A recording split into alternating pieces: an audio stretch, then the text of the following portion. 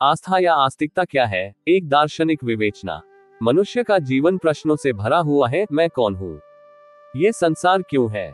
क्या कोई शक्ति इस ब्रह्मांड का संचालन कर रही है? मृत्यु के बाद क्या होता है? ऐसे अनगिनत प्रश्न मानव चेतना में हमेशा से उठते रहे हैं। इन प्रश्नों के उत्तर खोजते हुए ही धर्म, दर्शन, विज्ञान और संस्कृति का जन्म हुआ। इन्हीं में से एक गहरी और स्थायी भावना है आस्था, और जब यह आस्था किसी परम सत्ता, ईश्वर या अदृश्य नियमता के प्रति केंद्रित हो जाती है तो उसे आस्तिकता कहा जाता है। आस्था और आस्तिकता दोनों ही मानव सभ्यता की जड़ों में समाई हुई अवधारणाएं हैं। ये केवल धार्मिक विचार नहीं बल्कि मानव मन की एक मूलभूत प्रवृत्ति है, किसी महान शक्ति में विश्वास रखने की, किसी उद्देश्य में भरोसा करने की और अनिश्चित जीवन में स्थिरता खोजने की प्रवृत्ति। आस्था का अर्थ और स्वरूप। आस्था शब्द संस्कृत के आ जोड़ स्था धातु से बना है, जिसका अर्थ है स्थिर होना या विश्वासपूर्वक टिक जाना। अर्थात जब मनुष्य किसी विचार, शक्ति, व्यक्ति या सिद्धांत में अपना विश्वास स्थिर कर देता है तो वही आस्था कहलाती है। आस्था केवल धार्मिक नहीं होती, ये किसी शिक्षक, माता पिता, प्रेम, न्याय, सत्य या विज्ञान में भी हो सकती है।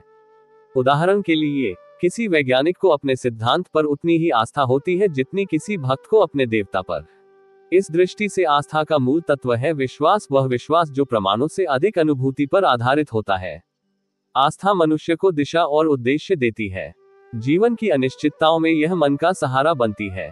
जब मनुष्य असफलताओं, पीड़ाओं और भय से घिरा होता है तब वह कहता है कोई न कोई शक्ति है जो सब संभाल लेगी। यही वाक्य उसकी मानसिक सुरक्षा का आधार बन जाता है। आस्तिकता का अर्थ और व्याख्या। आस्तिक शब्द अस्ति से बना है, जिसका अर्थ है। अतः जो व्यक्ति यह मानता है कि ईश्वर है वही आस्तिक कहलाता है।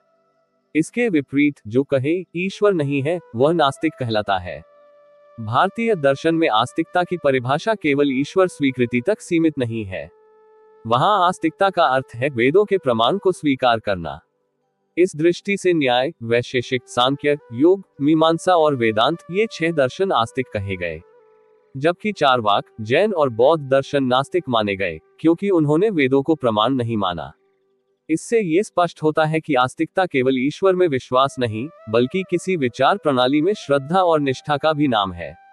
मनोवैज्ञानिक दृष्टिकोण से आस्था। मनोविज्ञान के अनुसार आस्था मानव मस्तिष्क की एक प्राकृतिक आवश्यकता है। मनुष्य स्वभावतः जिज्ञासु और भयभीत प्राणी है। जब वह किसी प्रश्न का उत्तर नहीं खोज पाता या किसी भय से जूझता है तो वह एक विश्वास करता है, एक ऐसी कल्पना जो उसे मानसिक स्थिरता देती है। किसी बीमार व्यक्ति का ये विश्वास कि भगवान मुझे ठीक कर देंगे उसे मनोबल देता है। किसी शोकग्रस्त व्यक्ति का ये सोचना कि मरने के बाद भी आत्मा जीवित रहती है उसके दुख को कम करता है। इस प्रकार आस्था मनुष्य के भीतर उत्पन्न भय, शोक और असुरक्षा के विरुद्ध एक मानसिक सुरक्षा कवच का काम करती है। परंतु यही आस्था जब बिना तर्क या विवेक के अंधानुकरण में बदल जाती है तब यह मनुष्य की स्वतंत्र सोच को नष्ट कर देती है। इसलिए मनोविज्ञान ये कहता है कि आस्था आवश्यक है, लेकिन तर्कपूर्ण आस्था।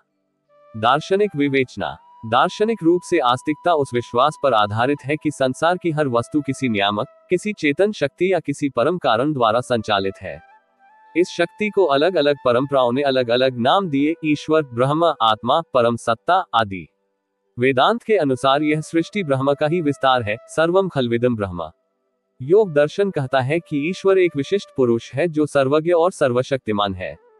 सांख्य दर्शन यद्यपि ईश्वर को प्रत्यक्ष स्वीकार नहीं करता, परंतु वह भी प्रकृति और पुरुष के द्वैत सिद्धांत के माध्यम से एक शाश्वत व्यवस्था को मान्यता देता है। इस प्रकार आस्तिकता का सार यह है कि संसार में कोई न कोई चेतन व्यवस्था अवश्य है जो सबको गति देती है। यह दृष्टिकोण मनुष्य को ब्रह्मांड से जोड़ता है, उसे अपने अस्तित्व के अर्थ का बोध कराता है। सामाजिक दृष्टि से आस्था। आस्था केवल व्यक्तिगत नहीं बल्कि सामाजिक भी है।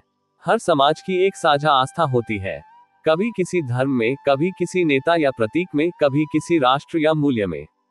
प्राचीन काल में धर्म और आस्था ने समाज को अनुशासन और नैतिकता दी।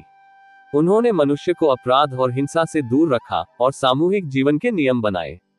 किंतु इसी आस्था को जब शासक वर्गों और पुरोहितों ने अपने स्वार्थ के लिए प्रयोग किया तब ये शोषण का उपकरण बन गई। इस प्रकार आस्था का सामाजिक चेहरा दोहरा है। ये सभ्यता की रक्षक भी है और दासता की जड़ भी। इसलिए समाज को चाहिए कि वह आस्था का पोषण करे, पर अंधविश्वास का नहीं। विज्ञान और आस्था का टकराव।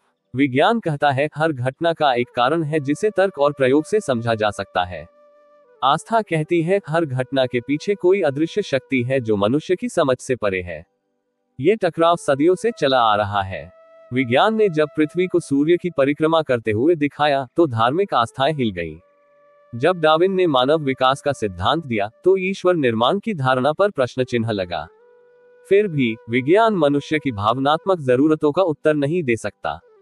विज्ञान बता सकता है कि मृत्यु क्या है, पर यह नहीं बता सकता कि मृत्यु का अर्थ क्या है। इसी कारण मनुष्य विज्ञान के युग में भी आस्था को पूरी तरह नहीं छोड़ सका।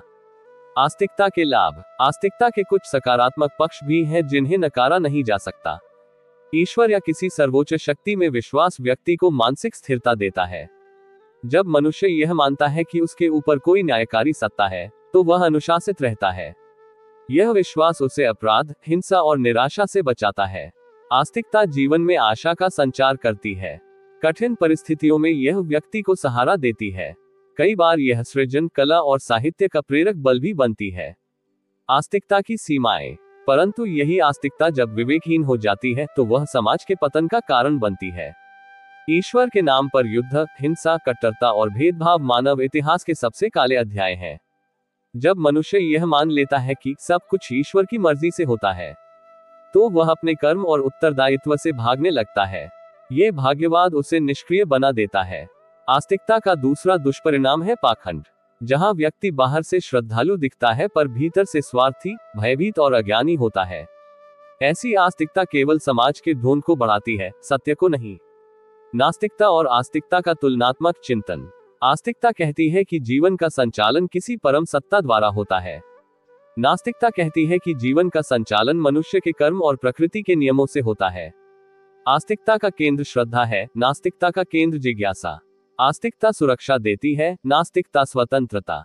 दोनों के अपने अपने तर्क हैं। आस्तिक व्यक्ति अपने विश्वास से मानसिक शांति पाता है, जबकि नास्तिक व्यक्ति अपने विवेक से आत्मसम्मान। वास्तव में दोनों दृष्टियां मानव चेतना के दो पक्ष हैं, एक भावनात्मक, दूसरा बौद्धिक। संतुलन वही है जहां दोनों एक दूसरे का विरोध न करें बल्कि पूरक बने। आधुनिक युग में आस्था का नया रूप। आज आस्था का स्वरूप धार्मिकता से आगे बढ़ चुका है। लोग अब किसी विचार, आंदोलन, राष्ट्र या विज्ञान में भी आस्था रखते हैं। यह आस्था अब केवल मंदिर या मस्जिद तक सीमित नहीं, बल्कि मानव मूल्यों और न्याय में विश्वास के रूप में भी जीवित है। ये कहना अतिशयोक्ति नहीं होगी कि हर मनुष्य किसी न किसी रूप में आस्थावान है। कोई सत्य में विश्वास रखता है, कोई प्रेम में, कोई मानवता में। इसलिए आस्था को केवल धार्मिक दायरे में बांधना उसकी सीमा को छोटा करना है। दार्शनिक आलोचना और पुनर्विचार। नीत्शे, मार्क्स और रसेल जैसे विचारकों ने आस्था की तीखी आलोचना की। उनके अनुसार आस्था मनुष्य की निर्बलता का प्रतीक है। मनुष्य जब अपने प्रश्नों से डरता है तब वह ईश्वर की कल्पना करता है। मार्क्स ने धर्म को जनता की अफीम कहा क्योंकि यह उन्हें वास्तविक संघर्ष से दूर करता है।